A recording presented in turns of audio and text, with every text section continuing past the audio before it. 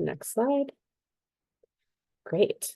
So good afternoon, everyone. Welcome to our webinar, Keeping Metro Boston Cool, How Municipalities Can Use Cool Roofs to Advance Climate Goals. My name is Sasha Scheideroff. I'm a principal planner on the clean energy team here at MAPC, and I'm joined by several of my colleagues who will introduce themselves as we get to different sections of the presentation. To start off, we wanted to just give a little bit of context around the project and to also, first off, thank the Municipal Vulnerability Preparedness Program who funded this project through an MVP action grant on behalf of the Metro Mayor's Coalition Climate Task Force. And the goal of this project has been to promote the adoption of cool roofs within our Metro Mayor's region through the development of tools and resources around cool roofs. And this really came out of and is in line with our regional heat preparedness and adaptation plan that we developed for the 16 communities in Metro Mayor's region back in 2022. So we'll talk a little bit about that throughout, but we did want to acknowledge our grant funders and sort of how this project came to be. Next slide. Before we get started, we wanted to also get a sense of the audience hopefully folks have the poll popped up for them. We get a sense of how familiar you are with cool roofs. What is your role in cool roof installation projects? Are you a building owner, municipal staff, resident, or other? And then what reasons would you most consider for implementing a cool roof? So we're going to give folks another minute to fill out the poll in Zoom, and then we can share the results.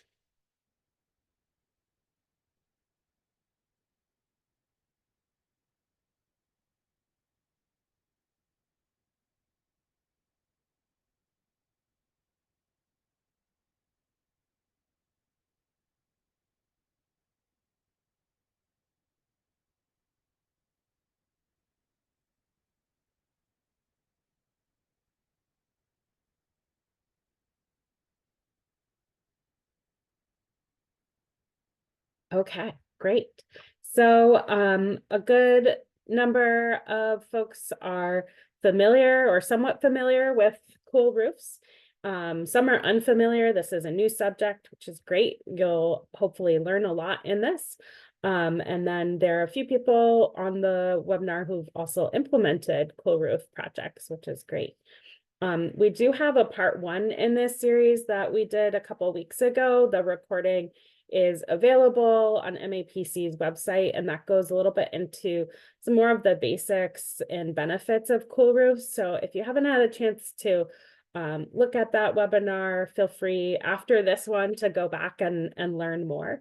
And we'll also be sharing a lot of resources today and throughout the next weeks on our website about the cool roof basics.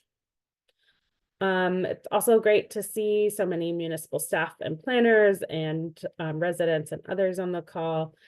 And in terms of benefits, so cool roofs can have a wide variety of benefits, from saving on building energy bills and building energy costs, cooler indoor temperatures, interest in cooling down the neighborhood and combating the urban heat island effect, and also good interest in improving efficiency of rooftop solars. And yes, if folks want to use the chat to tell us other reasons, then that would be great. One thing just before we jump into the whole presentation too, is that we will be pausing after each section to go through questions. But if you do have questions ongoing, please feel free to put them in the chat as well. Next slide.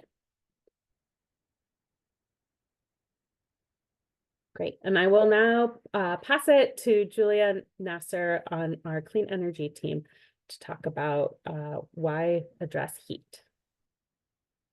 Sasha, good afternoon, everyone. So glad you could join us.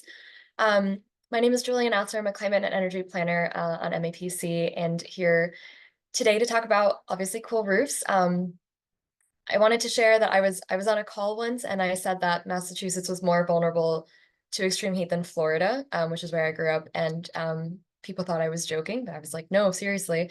And I wanted to open with that and why extreme heat is a growing threat in our region.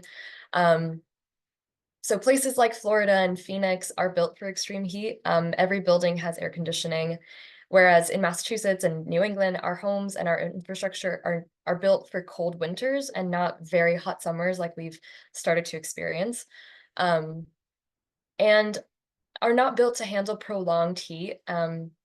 Many of our older building stocks lack central AC as well. Um, and just as older infrastructure and buildings aren't adapted to extreme heat, neither are our residents. So people who grew up in Massachusetts or people who have been living here for a long time are also just less biologically acclimated to higher temperatures. Our bodies aren't used to long periods of extreme heat or those dramatic temperature swings from when it's fairly moderate temperatures to that like 95 plus for 3 days. Um, and Heat is also culturally less ingrained in where we are. We don't necessarily have those habits of checking in on vulnerable residents or avoiding outdoor activity during peak hours because it's not something we've had to do in the past. Our systems as well are not accommodated to a changing climate. Many buildings have a specific date for when they turn the heat off, but the summer is starting, or hotter temperatures are starting earlier in the season, and that's impacting students and affordable housing buildings. So something to be mindful of. And finally, heat is dangerous in general. It's the number one weather-related hazard in terms of deaths, more than hurricanes, more than floods, and increasingly dangerous because it's an invisible hazard, unlike hurricanes or flood, where you can see the damage more easily. And so with increasingly hotter and longer summers, we need a strategy to combat the heat. And trees and increasing tree canopy are a fantastic strategy, but they can take years or decades to mature. So that is why we're talking about cool roofs today. And cool roofs are simply roofs that are designed to reflect more sunlight than a conventional roof. And by reflecting more sunlight, they absorb less heat, they keep the building and the surrounding area cooler. They're typically a lighter color, but they don't have to be. We'll talk about that later. And during the winter months, a roof is the hottest part. Sorry, not the winter ones, those summer months. Roof is the hottest part of the building and can be up to 50 degrees hotter than the outside temperature. So if your building doesn't have AC, this traditional roof, dark colored roof, can make your building feel even hotter and more uncomfortable. If your building does have AC, then the cost of cooling is higher, just given all that heat from above. Um, Coal roofs are not a new technology. They're very common in Arizona and Texas and California, and they're increasingly growing in our region especially as our summers are getting hotter and longer. Um, One last slide introing coal roofs, because I know from our polls, not everyone is familiar, but as Sasha mentioned, we do have a webinar that goes much more in detail on what coal roofs are and the benefits and more into the specifics of coal roofs. But finally, cool roofs are versatile. They're available in various colors. Um, there are different material types to suit different buildings. But the main approaches are a cool roof coating, so just a reflective coating or paint that's applied over an existing structure, or a cool roof covering, which is specially designed and typically installed as a replacement for an existing roof. So now that we've gotten our quick basics intro to cool roofs out of the way, wanted to overview the resources and tools that we're going to talk about today that MAPC developed as a part of this project. So we have our educational toolkit that I'll get into. We have a cool roof suitability tool and assessment. We have guidance if any municipalities are interested in developing a cool roof incentive program. We have a procurement toolkit and helpful resources for adopting cool roofs through land use strategies. So to get started, our educational toolkit, I will say all of these materials and resources are available will be available in our website that we'll put the link to the chat now. Many of these resources may be listed as coming soon, but they'll be available by the end of the week or next week, so check back soon. Our educational toolkit includes fact sheets and social media assets. These are both translated into 5 different languages. We have a Cool Roofs 101 fact sheet. We have a Cool Roofs fact sheet that are specifically more tailored for building owners and managers. We have social media assets that municipal planners or partners can use to help raise awareness for cool roofs. We have a series of cool roof FAQs that go much more into detail of what cool roofs are, how they interact with solar, just a lot more of the specifics of cool roofs. As mentioned, we have 2 recorded webinars. One is about the basics and benefits of cool roofs. The second one will be this one, with how municipalities can use cool roofs to advance climate goals. And we also have a blog series, so 3 blogs. One, again, about the basics and benefits of cool roofs. One is about helping users or readers determine if a cool roof is right for your building. So how to use MAPC's tools, the suitability tool, and the self-assessment that we're going to talk about today. And finally, our 3rd blog is about cool roof case studies, so cool roofs in action, spotlighting successful implementation of cool roofs. And so we wanted to share a little bit of that highlight right now. So I'm going to pass it to Colleen to walk through some case studies. Thanks, Julia. Hi, everyone. My name's Colleen. I'm a clean energy and climate planning intern with MAPC this summer. I've been working on the educational toolkit, and as Julia just mentioned, part of that toolkit is a spotlight on successful cool roof projects. We focused on 3 cases listed here. First is Pine Street Inn, which is New England's largest homeless services provider located in Dorchester. Second, we got in touch with someone who completed a cool roof at their triple-decker residential building in Jamaica Plain. And finally, there's Andrews Middle School in Medford, whose white roof is pictured here on the right. But in the next 2 slides, I'm going to focus on these first 2 case studies at greater length. So Julia, if we could go to the next slide. Thank you. And as I mentioned, Pine Street is a housing services provider. It's an apartment building with 52. It's just muted. It's a, as I said, single unit occupancy unit. The primary reasons that Pine Street chose a cool roof were for energy savings, heat reduction, and pairing a cool roof with solar installation to meet building emissions reduction and disclosure, or BERDO regulations. And this cool roof is a reflective coating. You can see that in the photo on the right with the white paint. And it was completed in 2021. And the cost of the solar reflective paint was about $12,000. However, the facility did receive funding from the City of Boston's Renew Energy Trust. And as will be mentioned a little bit later on in this webinar, MAPC put together materials for a cool roof incentive program. So stay tuned for more information on those resources that are also going to be put on the website link in the chat. And next, some challenges during Pine Street's implementation pertained mostly to cleaning and prepping the roof. It took several days of labor to remove debris from the surface, but there was no need for power washing or anything along those lines. And then something else to consider is installing solar before the cool roof. Pine Street had done its cool roof first, and its solar is expected to be finished by the end of this month. But one thing we learned is that it's typically preferred to do this the other way around to prevent penetrating the reflective coating. And just a tip, if you do have the solar first, you'll have to coordinate with the solar developers to temporarily remove panels while you do the coating, and then just add the panels again, which is just more of a logistical consideration. And finally, some advice during the installation process is ensuring that the pathways to reach equipment are clear to reduce foot traffic and avoid pulling up the paint while it's being applied. And then we can move to the next slide for our residential example. We spoke with a resident of a triple-decker building in Jamaica Plain who completed the reflective coating in August 2023. And the residents chose a cool roof for this building because of its heat reduction benefits, particularly for the residents who lived on the 3rd floor. And estimates from the contractor and the roofer showed that there would not be any added costs for the coating materials. The resident was replacing the roof already and anecdotally shared with us that to replace it, the white roof would not have any additional costs associated with it, in addition to the repairs that were already being done.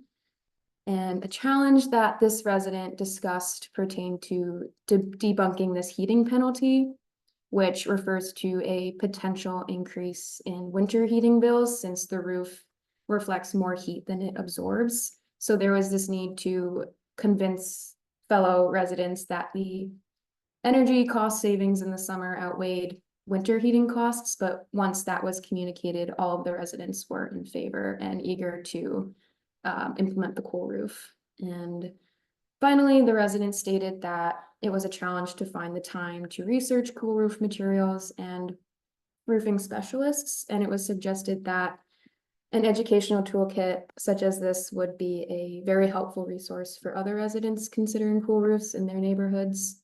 And to summarize the cool roof performance benefits overall at these two facilities, it was reported that indoor temperatures have been much more consistent, but it is too early to determine the exact energy savings since both were installed relatively recently, Pine Street being 2021, triple decker being last summer.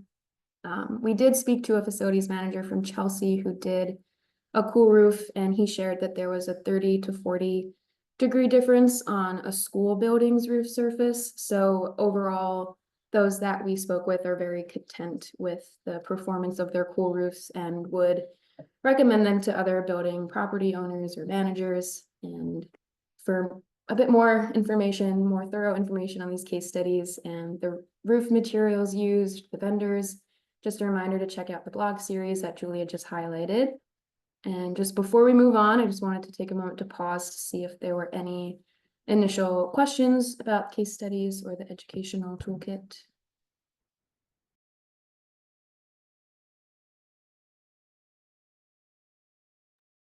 Don't see any questions in the chat. So if folks do have questions, feel free to put them in the chat or raise your hand.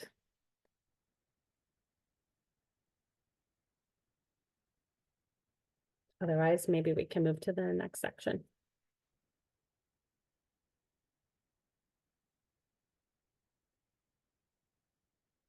Before we get into the site suitability tool, Kevin asks, will there be any incentives statewide, such as Mass Saves? We have not yet talked to the Mass Save program administrators about the opportunities for cool roofs, but that's something that we're looking forward to doing after this project. We've learned a lot about cool roofs and their applicability here in Massachusetts, and would love to talk to Mass Save and other programs like Green Communities to see how cool roofs could be potentially integrated into those programs. Then there's another question of, will you share data on the difference experienced by residents and buildings in the heat because of the roof? Right now, we just have sort of anecdotal, I guess, data shared by the building managers or the residents in the case of the triple decker. But as Colleen mentioned, they're still fairly recent installations. So that might be something that we would do as like a follow-on to collect more information about resident experiences. I can just add to that, Sasha, that we've also been in touch with the Smart Services Coalition. They're interested in piloting some demonstration projects in the greater Boston area. And as a part of that, we'll have heat sensoring and monitoring as a part of their project. So we hope in the next couple years or summers that we can have a little bit more concrete data around that. The example of the triple decker example, the owner of one of the units shared with us that the triple decker was built along with 5 others as a row of triple deckers. And they were all built at the same time and are now all kind of in sequence replacing their roofs. So they're the second and the first triple decker did not do a cool roof. So I think that that'll be a really interesting example if we can have more monitoring, or at least kind of anecdotal sharing of how the cool roof is performing compared to a dark roof neighbor. Great. And there's one last question. It says, may I ask how these residential buildings were selected? Were these pilot programs by MAPC? And the answer is no. We were not involved in either of the projects highlighted. We were interviewing them after the fact to understand some of the benefits that cool roofs can provide within our region and learn about some of the challenges they had. In the first case, the Renew Energy Trust in the city of Boston had a program where with affordable housing providers that paired cool roofs with solar. And then in the second case, it was just a homeowner that was interested in cool roofs that was replacing their roof and looked into it. Great. So I think that we can move into the next next stage. If Rachel wants to start off. Yeah, absolutely. Hi, everyone. My name is Rachel Bowers. I am an analyst at MAPC, and I supported this project through this cool roof suitability tool and cool roof self-assessment that I'm excited to share with you all. These tools were developed to enable municipalities and property owners to understand if cool roofs are right for certain properties. And so I'll start with the suitability tool, which provides sort of a higher level understanding. And to do that, I will share my screen.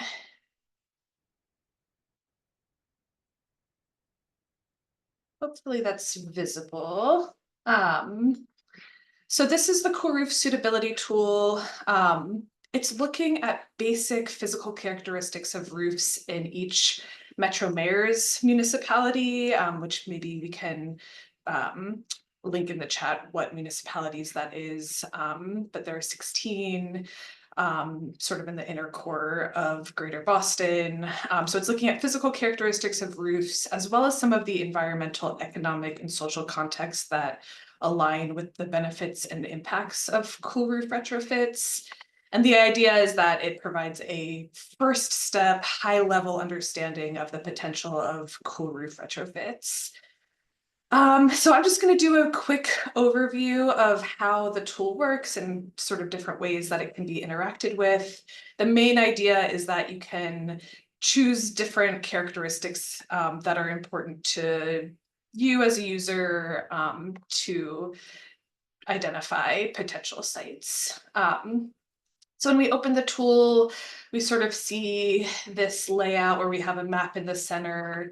We have on the left our characteristics that we can filter through. We have a dashboard about potential cool roof conversion, buildings, roof area, and potentially impacted residential and commercial units. The map has two different layers on it when it's opened up. The first is a heat map from the Trust for Public Land. I do want to note that this heat map is provided for visual purposes. It's not a data layer that we used. We use a different land surface temperature data that was derived through MAPC, but just for visual context of where heat is concentrated, we have that, and then we have our building layer for MassGIS. And that building layer is symbolized by reflectivity or intensity, where darker colors show lower reflective or darker colored roofs, and the lighter colors represent lighter colored roofs. So you can see that Arlington High School, as an example, looks to be a roof that is lighter colored. We can change municipalities, so we can choose to focus on whichever municipality, a building or neighborhood community that you're interested in is located. And the tool will zoom you there.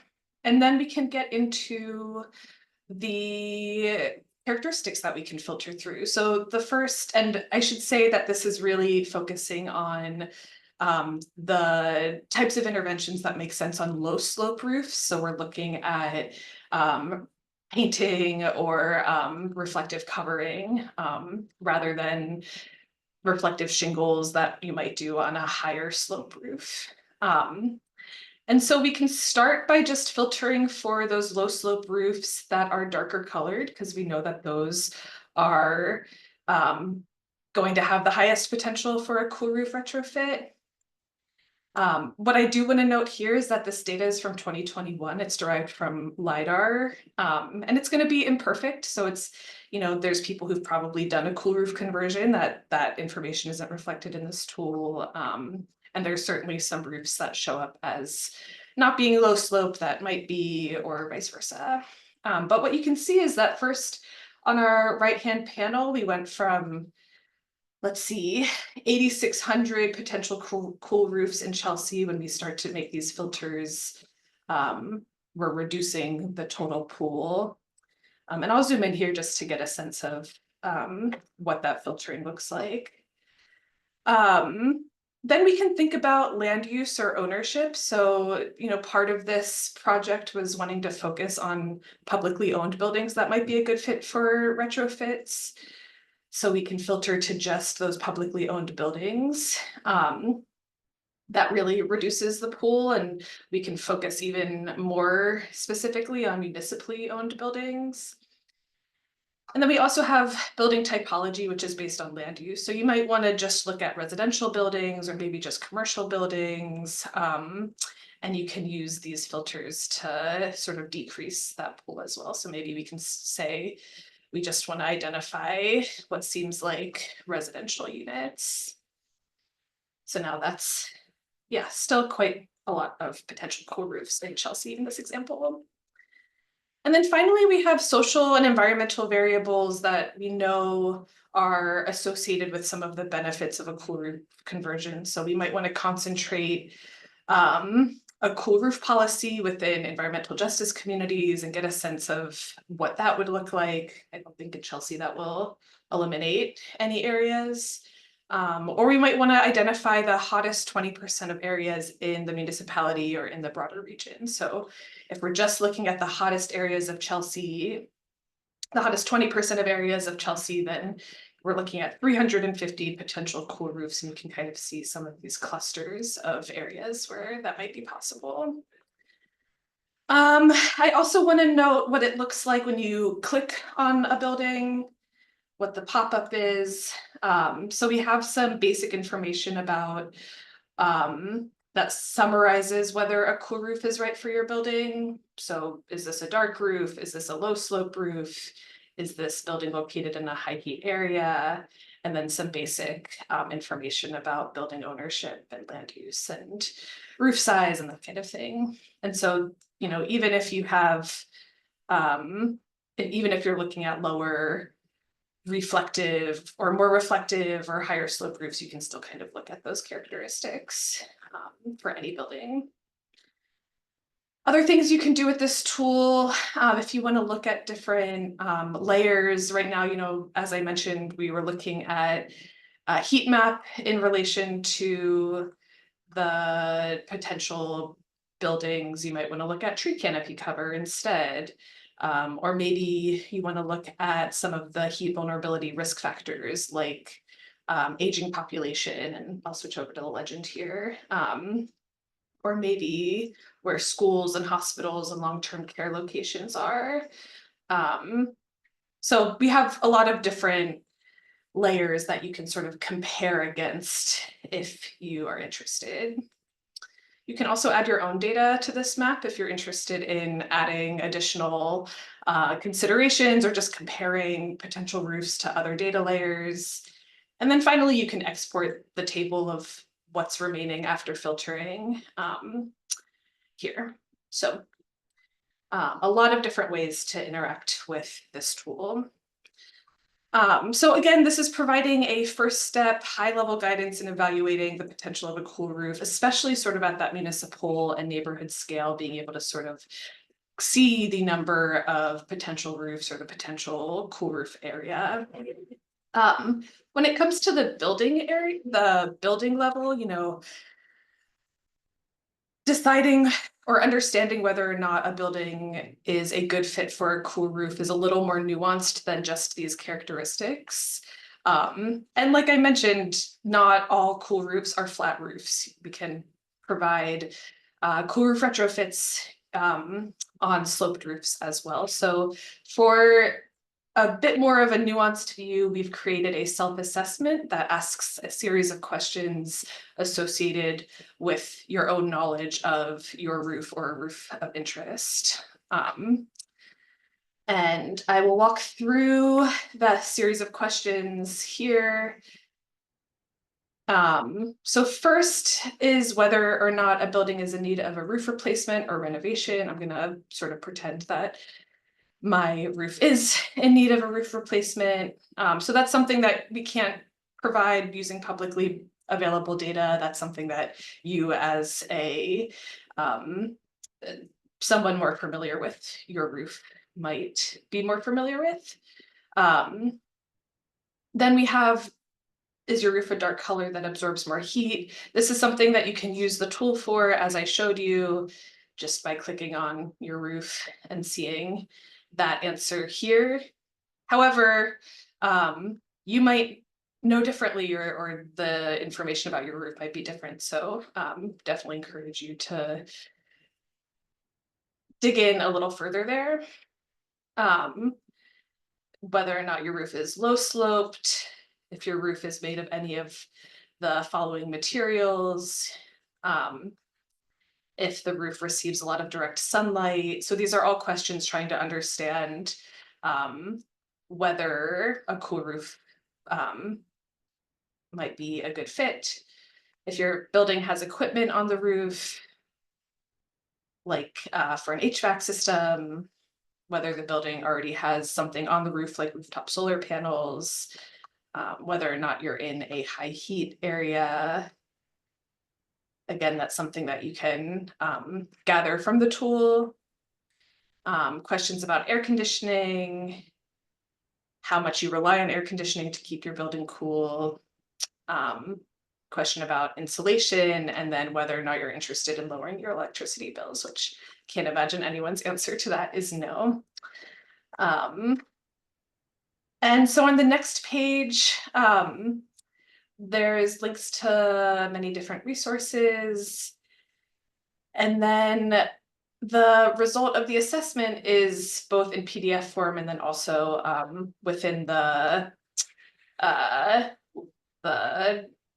page itself, sort of guidance based on your answers of, you know, because my building's in need of a roof replacement or renovation, it could be a great opportunity to replace the roof with an energy efficient roof. So really great resources here, and I think I'll pass it back to Julia. Thanks, Rachel. I will steal back the screen share. While I do that, we got a question about, is this tool, or do we know of any, if a similar resource is available for locations outside of the Metro Mayor's region? Sorry, I didn't mean to mute you, Julia. Currently, no, this tool is only available for Metro Mayor's communities, but we're hopeful that we could expand it. Yeah, I would definitely see, oh, I'm off video. I definitely see this as a sort of pilot beta testing this with Metro Mayor's communities within the inner core of Metro Boston over the next few months. And then from there can think about how we might want to expand it to other communities. So if you are a municipal planner and interested in working with us on a similar tool for your region, please do be in touch with us.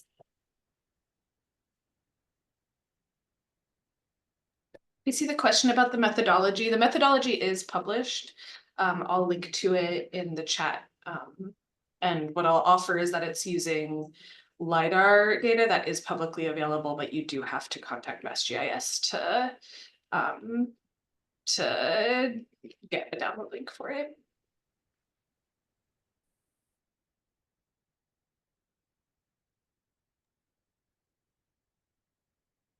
Any other questions on either the cool roof suitability tool or the self-assessment?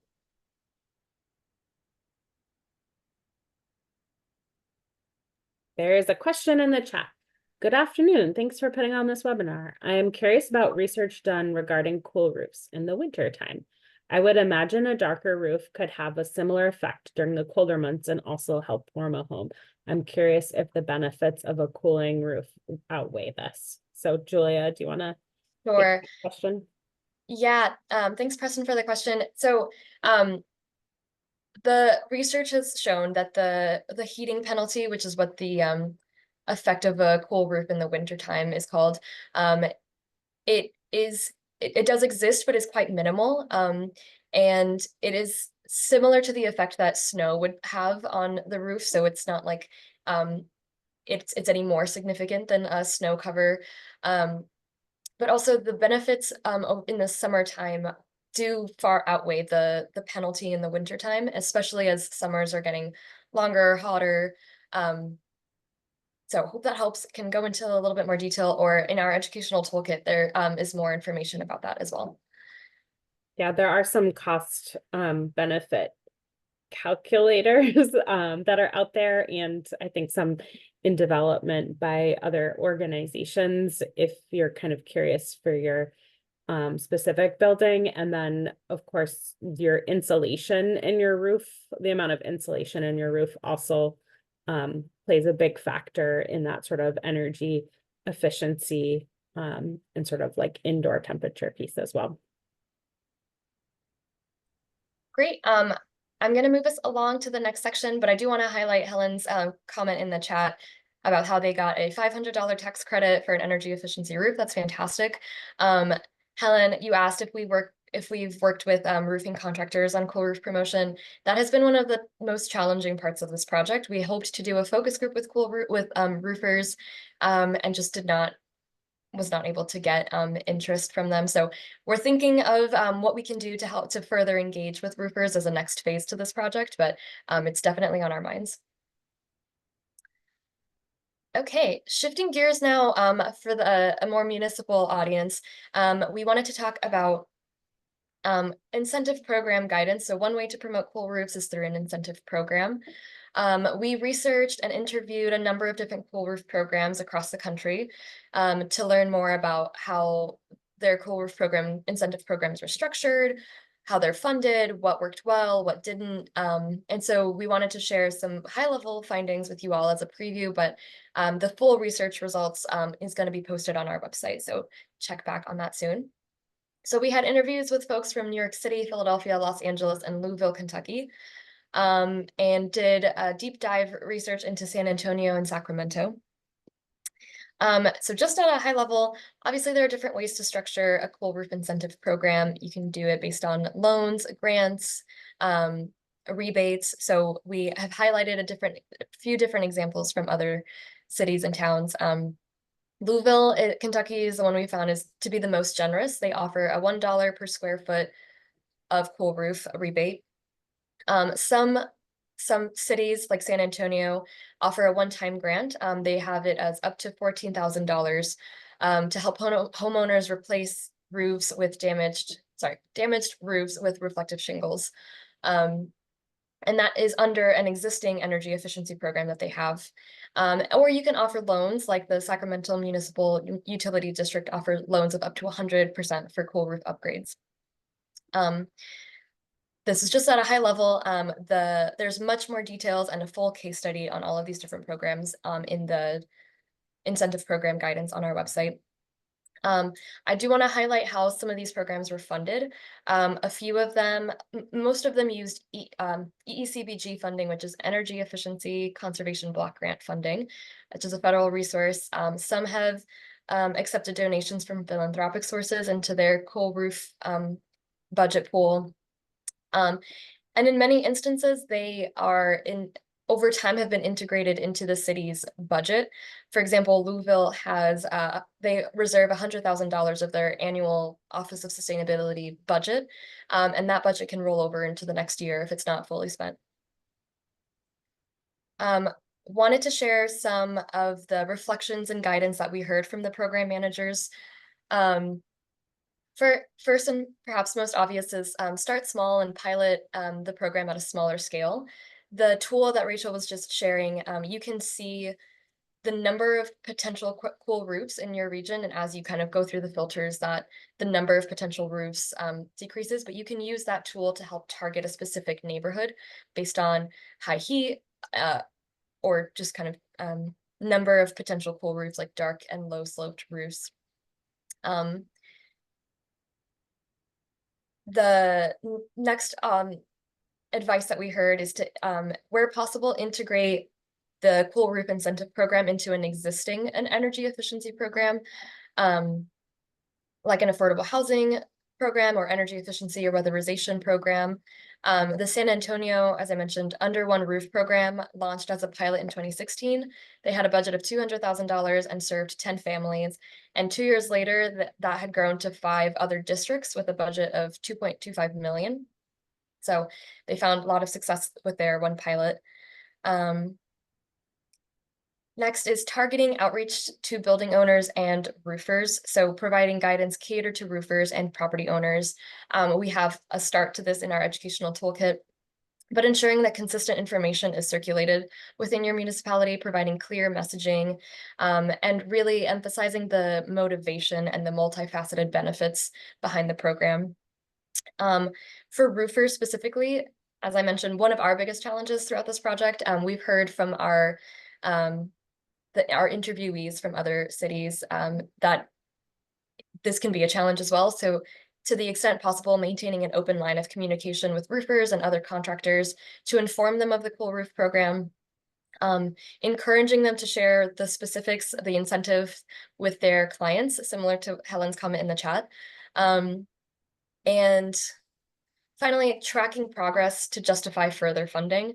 Many cities have a progress tracker to calculate the energy saving benefits and the sheer number and square footage of cool roof that was replaced. The city of Louisville has an interactive map of cool roof incentive recipients that is really interesting and helps to justify further funding into the program. This is just truly a taste of the guidance that we heard from program managers. I highly encourage, if anyone is interested in developing a cool roof program, to check out the additional guidance. And finally, working with community partners and a potential pathway for workforce development. So the most successful Cool Roof programs are the ones that have strong community partners who support with community outreach and engagement. For workforce development, municipalities can use Cool Roof programs as an opportunity to build sustainable careers. And this can be part of the just energy transition to grow the green job market. There are several examples of Cool Roof programs that are tied with workforce development, doing great work and accelerating the clean energy transition. I will pause briefly for any quick questions or reflections. But again, that was just a taste. The full detailed case studies are available on the website.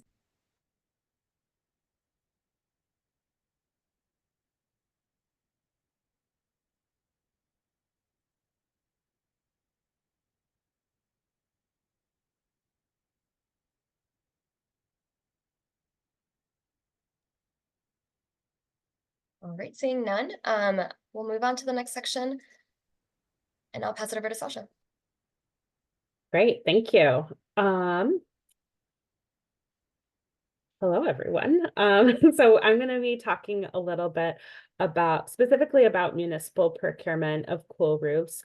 So many of the incentive programs that Julia spoke about were what municipalities can do to support private property owners, like residential buildings, commercial buildings, in installing cool roofs. But there's also a huge potential, as you saw from the map that Rachel showed, in municipalities installing their own cool roofs.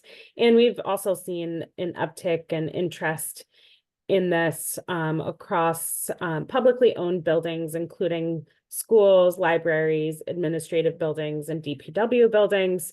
Many of our publicly owned buildings here in Massachusetts do tend to have sort of large flat roofs, and many may also be nearing the time where they need a roof retrofit or new roof as well. So cool roofs can be used on a wide range of municipally owned building types. And then also, as we saw, they can be paired with solar PV and can actually help improve the efficiency of a solar PV installation. So if you're a municipal property manager, you might be thinking about pairing both of those together. So as you're considering the sort of procurement and installing a cool roof on municipal property, in addition to thinking about which buildings might be well suited or have a roof replacement coming up, you also will want to consider how it may benefit or impact a roof warranty. We did hear in one instance that the cool roof sealant that the Chelsea Public School District installed actually extended the roof warranty by 10 years. And so that they shared that seemed like a no-brainer for them, but something you would want to consider with any roof installation. And then other things to consider is the capacity and ability of your DPW department to perform the work. Is that something that they might be able to do in-house? Do they have experience with cool roofs previously? And then also considering the types of installation and materials. We'll get into this a little bit, but there are different procurement pathways between doing a coating versus something where you're like piercing the roof or attaching something to the roof is considered construction and has different procurement laws that are governing that. And then, of course, if your DPW can't do the installation work in-house, thinking about the procurement pathway of doing materials only versus materials and labor. And there are going to be total cost triggers for the different types of procurement, which I will get into in the next few slides. Next slide. So just a note about researching cool roof materials. If you are interested in installing a cool roof on a municipal building, we recommend that you start with some pre-bid and independent research to help find information on suppliers and vendors. Your DPW may already have some related information and may choose to do a request for information. However, we're not sure that an RFI would yield a lot of responses from roofers and roof vendors. We know that the cool roof market is new in Massachusetts, but growing.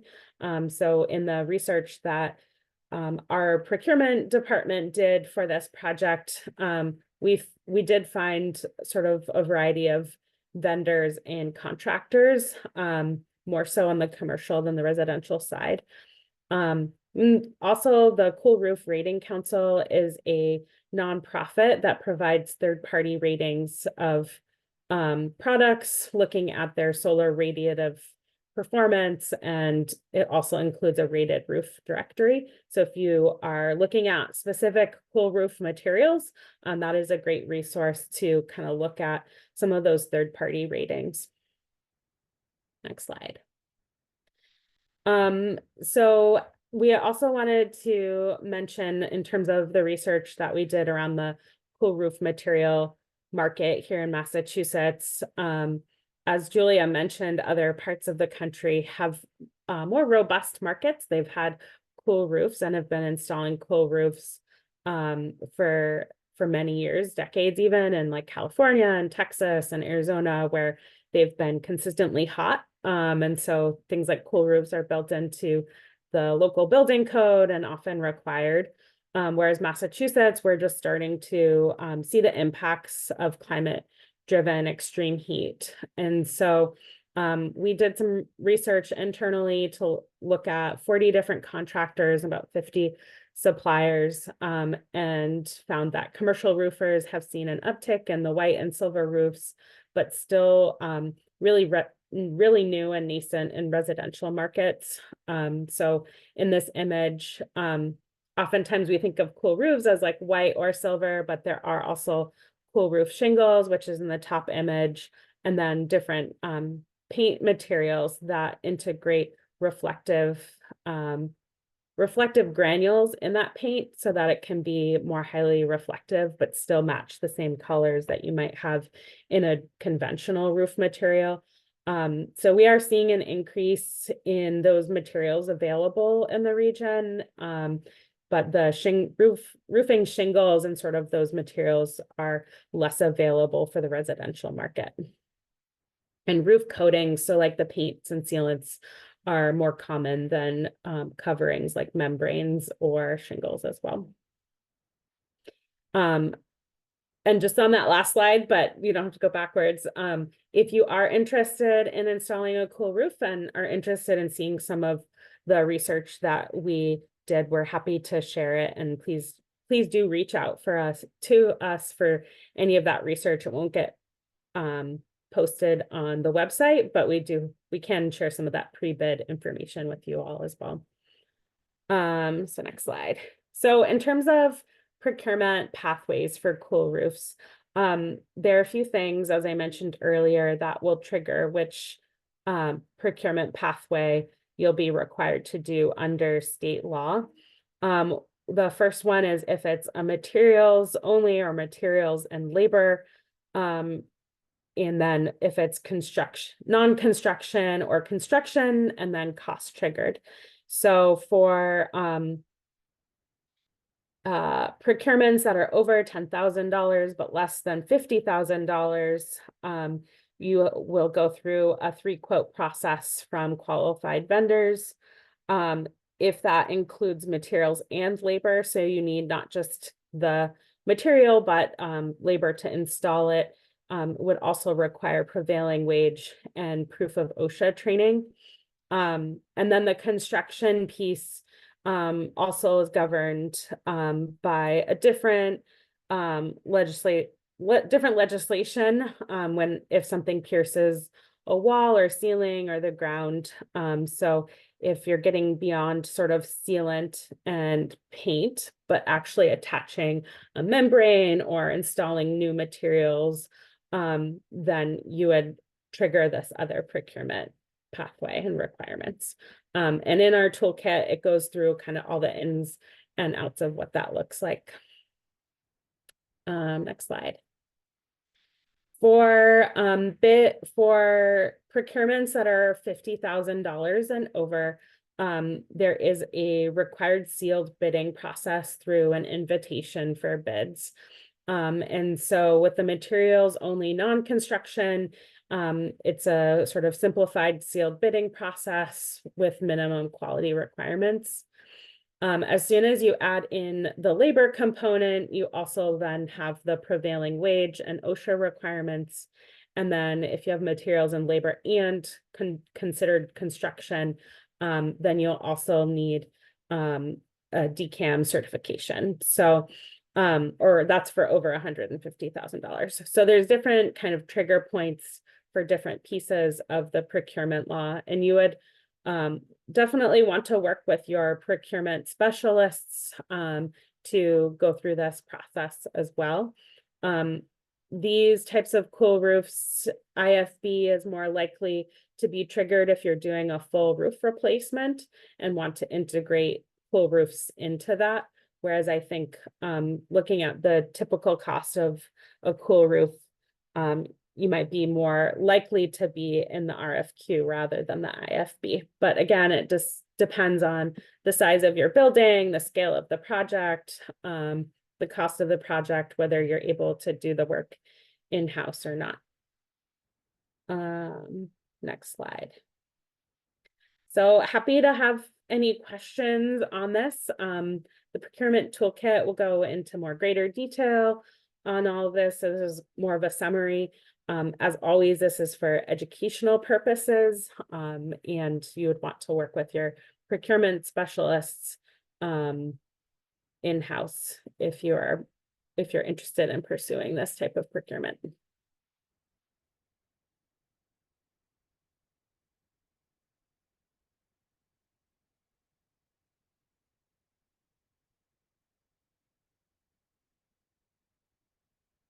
Okay, I'm not seeing any questions on procurement, so I think we'll move into land use, but please do pop in any questions into the chat if you have them. So the next section of the work we wanted to focus on was around how we can start encouraging and incentivizing or even requiring cool roofs in land use policy.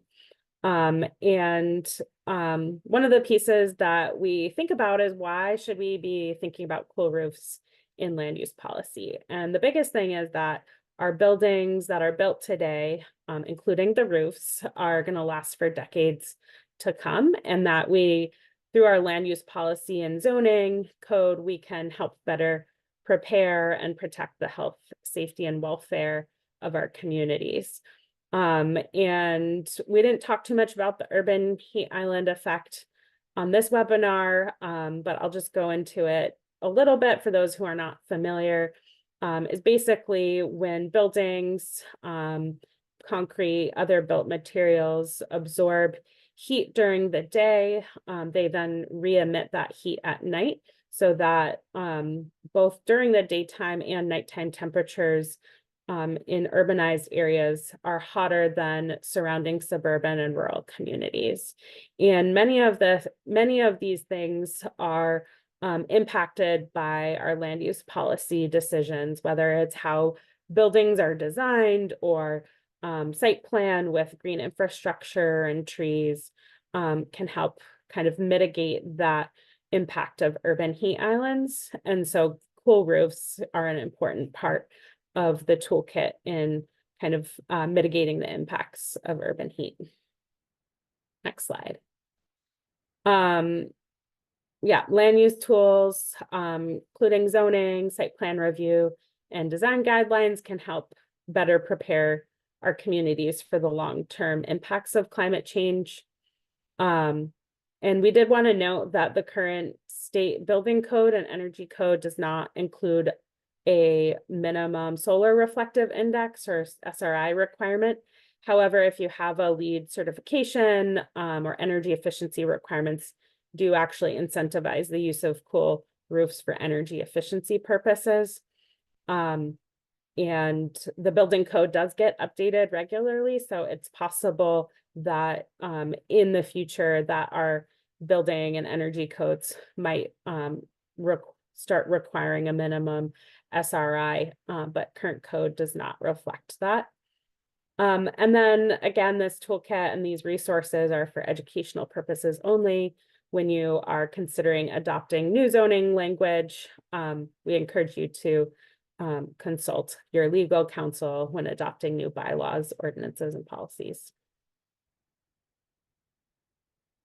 So our cool roof zoning toolkit goes through different steps that you can take to review existing zoning and removing barriers to cool roofs, including looking at what HOAs might be doing that might limit cool roofs because of aesthetic concerns. But as we saw, there are many different materials for cool roofs that can be used. We also have guidance on establishing clear purpose and definitions within the code so that you can then regulate it, whether it's through sustainable design and development standards, or integrating cool roofs into other solar PV or eco roof requirements, or thinking about how cool roofs can be integrated into sustainable design guidelines. Next slide. One thing that we wanted to note is that cool roofs may be integrated into other sort of roof ordinances. We've seen several communities in Massachusetts have solar PV roof requirements.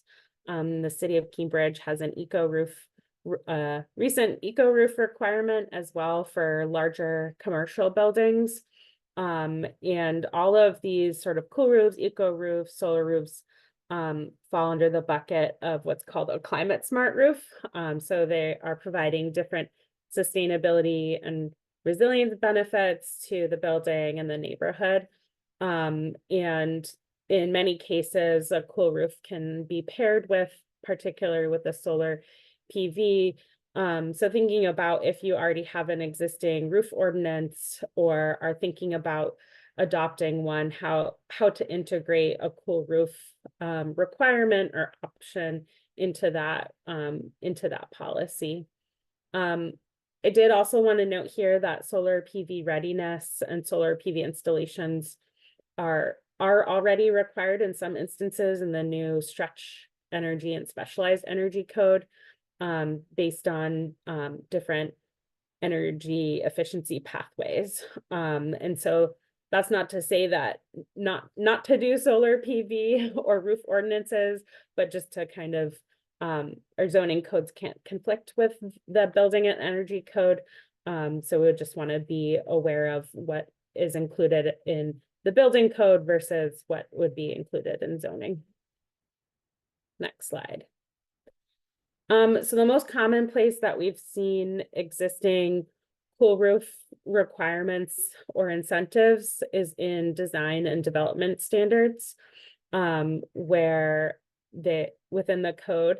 And we've also seen an increase in using performance-based development standards, particularly in the face of sustainability. So a green factors or green code standard where developers can get additional points for different green or sustainability elements, or that they're required to meet a minimum threshold. So two examples of this is that in the city of Somerville's development standard, they have a heat island reduction code, which has a minimum solar reflectivity required for 75% of the roofs, and also surface parking in buildings with a gross floor area greater than 25,000 square feet.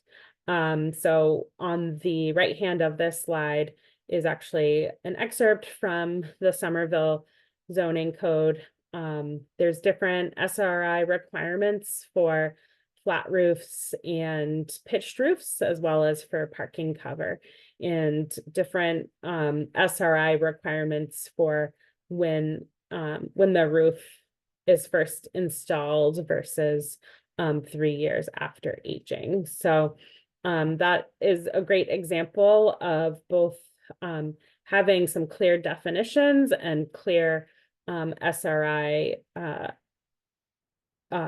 requirements for larger buildings. Similarly, Cambridge, Massachusetts last year adopted a new sort of climate resilience or green factor standard, and also within that have a minimum solar reflective index for new roofs, or when 50% or more of an existing roof is being replaced. This green roof standard, they also have a green roof standard for buildings over 25,000 square feet. So often we're seeing sort of this square foot trigger point for cool roof requirements. In addition to the toolkit that will be coming out, we did also want to share some of our existing resources on climate resilient land use strategies on MAPC's website. In addition to the heat and cool roofs work, we also have examples from for flooding and stormwater management and other strategies. So we will be updating this page to include some of the heat and cool roof resilience strategies as well. And with that, I'm going to stop talking and see if there's any questions in the chat.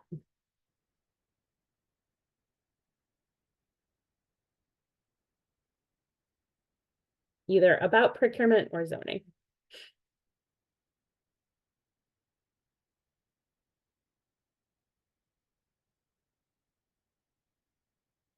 I will say that if you are a municipal staffer or on a or a board member and your municipality is interested in either doing a procurement or adopting or updating your zoning code, we would love to chat with you and know what you're thinking and see if there's ways that we can provide technical assistance on any future projects, on whether it's procuring a cool roof or adopting codes or thinking about programs that you can develop as well.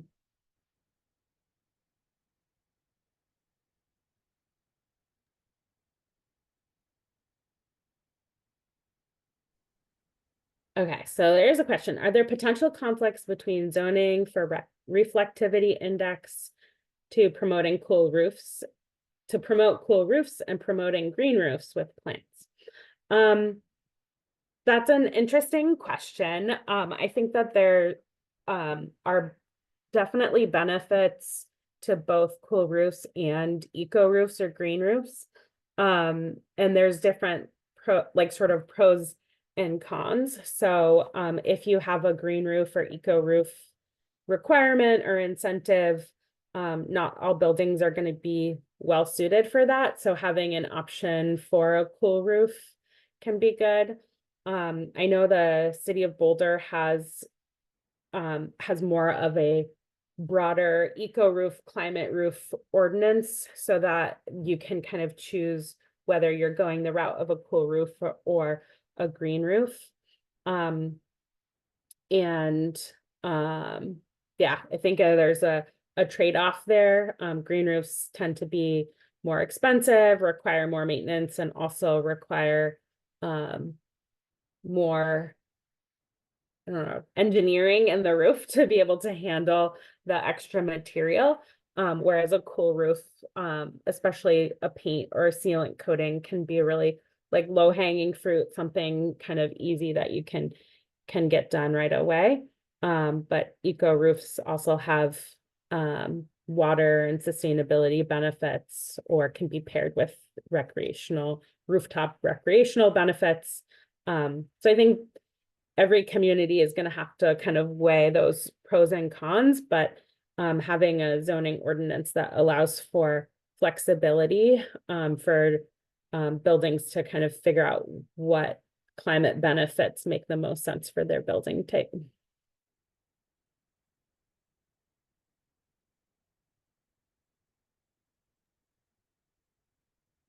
Thanks, Sasha. Sasha, can I ask you to put your email in the chat in case anyone has any other follow-up questions? Just wanted to say thank you all so much. As a next step, we're going to be updating our website that we'll put the link in the chat one more time. This is where all of our cool roof materials and resources will be uploaded, so check back soon, including the recording of this webinar. We are happy to follow up with slides from this meeting as well.